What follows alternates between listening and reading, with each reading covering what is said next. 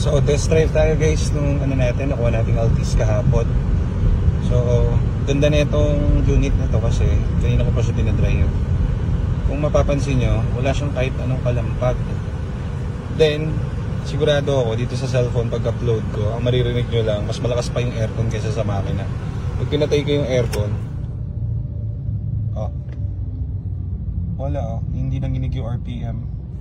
Sobrang tahimik, parang napapatay. On ko ulit check yung RPM. Ano ba yun? Yun. Suabe, no? Mas malakas pa yung blower ng aircon kaysa dun sa makina.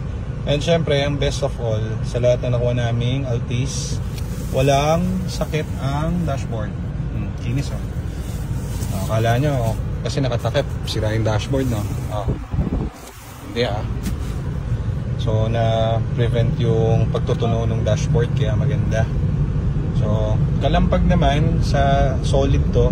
Sa bagay kasi, yung papers na ito, kasi maintain since day 1. So, alagang kasa to, may record to, every papers, pag yung mga pinalitan nandun.